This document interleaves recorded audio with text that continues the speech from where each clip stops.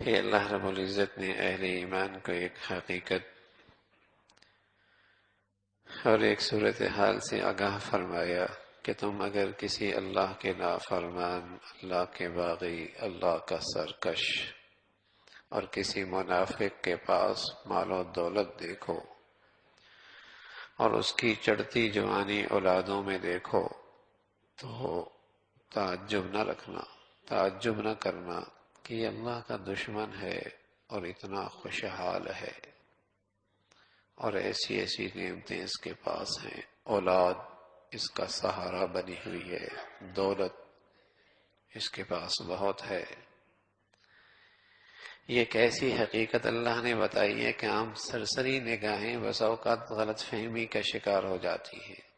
کہ کسی کے پاس دنیا کی ٹھاٹ باٹ دیکھ کر کہتے یہ اللہ کا نافرمان ہے اور پھر اتنے مزے میں ہے، اتنے مزے میں ہے، اور یہ اللہ کا جسے کہیں کہ باغی ہے اور پھر اتنا خوشحال ہے،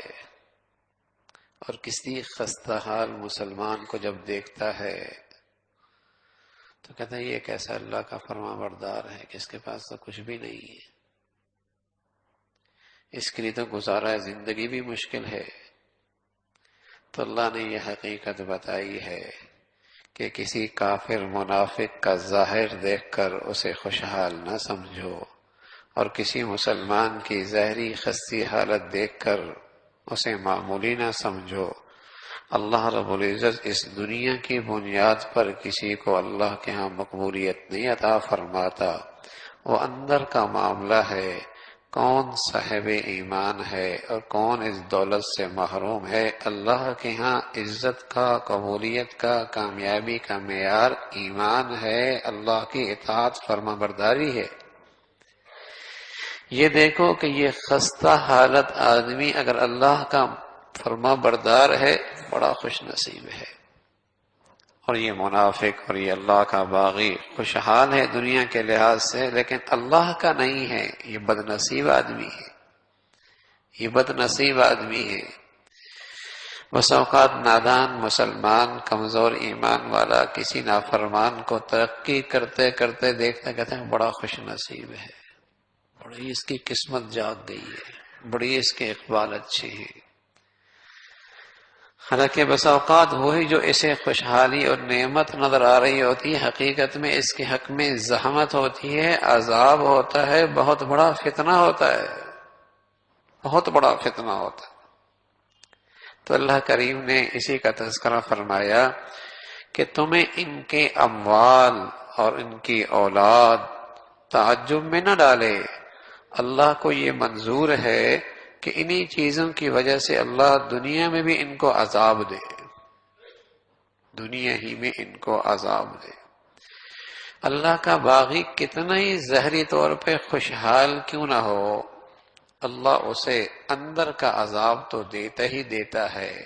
وہ کبھی پرسکون نہیں رہتا، کبھی مطمئن نہیں رہتا، کبھی اس کے دل کی دنیا میں چین نہیں ہوتا۔ دنیا میں کتنے بڑے بڑے مالدار گزرے ہیں اور کتنے ایسے بھی ہیں جن کا آخری انجام کیا ہوا؟ خودکشی، خودکشی۔ آپ سوچ سکتے ہیں ان کی اندر کی بے چینی کا کیا عالم ہوگا۔ اپنی جان لے لینا کوئی آسان کام تو نہیں ہے،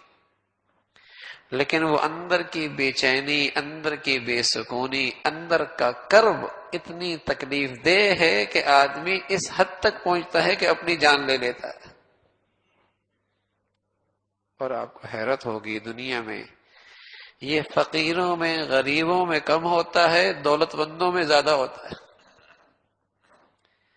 پسماندہ ملکوں میں یہ چیزیں کم ہیں اور دنیا کے ترقی یافتہ ممالک میں یہ چیزیں زیادہ ہیں۔ اگر ہم یوں کہیں کہ ہم ان سے ایک صدی پیچھے ہیں، لیکن سچی بات یہ ہے کہ خودکشیوں کے اندر بھی ہم ان سے 100 گنا پیچھے ہیں، وہ اتنے آگے ہیں۔ سویڈن ہے، ان کے ہاں یہ ہے کہ بجٹ خرچ کیسے ہو، ہمارے یہاں نا بجٹ پورا کیسے ہو، ان کے ہاں بجٹ خرچ کیسے ہو۔ چند سال پہلے کی رپورٹ یہ کہ دنیا میں وہ خودکشی میں پہلا نمبر پر ہے۔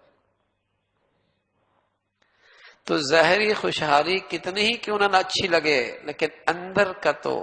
مردہ پن اور اندر کے بے سکونی اور بے چینی کا عذاب تو اللہ اس دنیا کے اندر بھی دیتا ہے۔ چٹائیوں والے کو بڑی میٹھی نیند آ جائے گی، اور جسے کہیں کہ خوبصورت کمرے میں اور خوبصورت جس پلنگ میں اور خوبصورت پوشاک میں اور خوبصورت در و دیوار کے اندر رات بھر کروٹیں بدلتے بدلتے گزار دیتا ہے، رات بھر کروٹیں بدلتے بدلتے گزار دیتا ہے، یہ روکھی سوکھی کھاتا ہے، میٹھی نیند لیتا ہے، اور اس کے پاس طرح طرح کے کھانے رنگ برنگ مشروبات ہیں، لیکن رات کو نیند کوئی نہیں آتی۔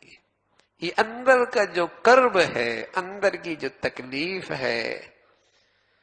یہ تو ایک عذاب ہے نا۔